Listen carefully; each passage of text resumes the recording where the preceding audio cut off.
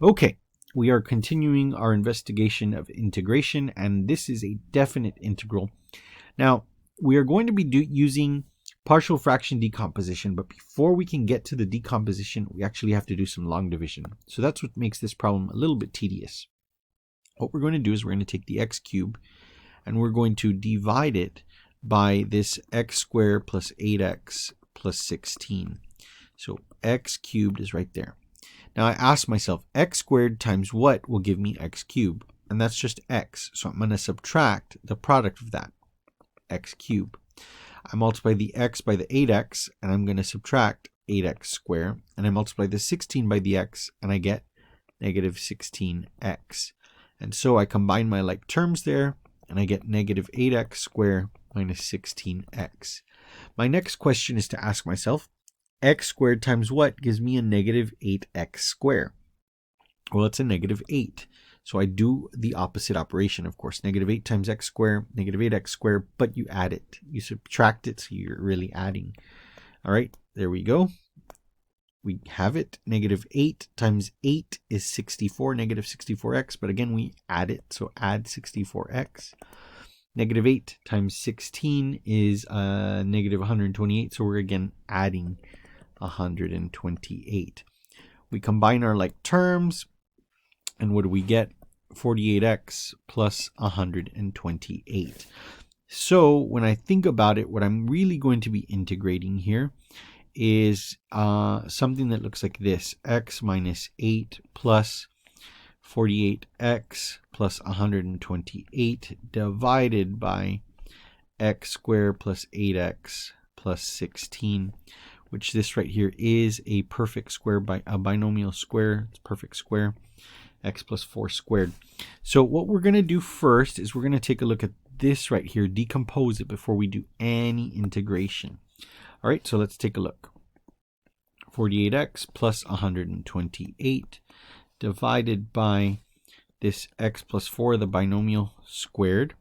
We're going to set that equal to an a over the first factor, x plus 4, plus a b over an x plus 4 quantity squared, okay? Now, you should know how to do linear fraction decomposition, or I'm sorry, partial fraction decomposition. All right, so what we're going to do here, we multiply everything here by an x plus 4 quantity square. All right, so we can eliminate denominators. What do we get? We get 48x plus 128, set it equal to, well, we get rid of one of the x plus 4s, so a times x plus 4, but in the second case for b, we're just left with b because both x plus 4 squares eliminate themselves. All right, what do we get? All right, well, we get this right here. We're going to have to pick something to eliminate, so I'm going to start off with x equal negative 4. All right, when I do that, that's going to eliminate my a, and I'm left with b right away. 48 times negative 4 plus 128 equals b.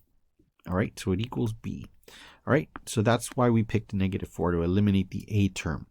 All right, so 48 by negative 4 plus 128, that's negative 192 plus 128 equals b. So right off the bat, I know what b is. It's negative 64. All right, and now I have no choice, really no wise choice. I have a great choice though in 0. X equals 0. It's always good to pick 0 when you can. All right, so 48 by 0, that eliminates, equals a times 0 plus 4 plus b, which is negative 64. So we're going to use that fact there. That crosses out there. 128 equals 4a minus 64. I add 64 then to both sides. Okay, there we go. Funky looking 64. All right, so what do I get? I get here 192 equals 4a. And so if I divide both sides by 4, well, then I have a equals 48. Simple. So I've got my partial fraction decomposition down, and I think I'm ready, or getting ready anyway, to integrate. So let's move this out. Let's see what it is we're integrating here. Now, this one is a definite integral, so there's some extra steps involved. I have x minus 8 plus, and then I have 48 over, let's see, what was it again? X plus 4 plus b, which is negative 64 over x plus 4 quantity square dx. All right, I think the beauty of this is going to be that I can plug in 0, but I'm just throwing that out there. All right, so let's see what we get. Let's see what happens here. All right, I'm going to integrate this pretty simply. Let's see, x squared over 2 minus 8x. Okay, there's nothing wrong with that right there. Then it's a natural log stuff here. 48 times the natural log of the absolute value of x plus 4. All right, now this next one is a minor, very minor u substitution. It's a chain rule in reverse here. If I look at it here, it's negative 64 times x plus 4 to the minus 2. You're going to add 1, and you divide by the new exponent. So negative 64 divided by a negative 1 is positive 64 over x plus 4, because it's x plus 4 to the minus 1. We now plug in this 0 and 1, all right, and we're in business. So let's see what this looks like. Okay, when we plug in 1, we're going to have 1 over 2 minus 8 plus, okay, we have 48 times the natural log of 1 plus 4, which is 5, all right, plus 64 over 5, because 64 over 1 plus 4 is 64 over 5. Now we can plug in the 0. So we've got this minus, we plug in the 0, 0 squared over 2 is 0, minus 8 times 0 is 0. 48 times the natural log of 0 plus 4, so 48 natural log of 4. And let me clarify that right there. It's 4, absolute value, which is just parenthesis if you think about it. 64 over 0 plus 4, so 64 over 4, so 16. So plus a 16. All right, so we can kind of try to clean things up just a bit. All right, let's see what happens here. If I get 1/2 minus 8 plus 48 natural log of 5 plus 64 over 5 minus 48 natural log of 4. Again, I'm dropping the absolute value because I don't need it anymore. Minus 16, because those are positive values. So let's see what are like terms here. This is a like term.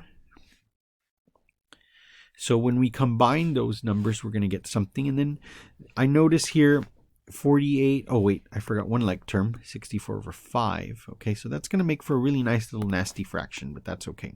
But this right here, plus 48 and minus 48, well, you should recognize that right there to be laws of logarithms. Okay, so what does it mean to subtract logs? It means to divide.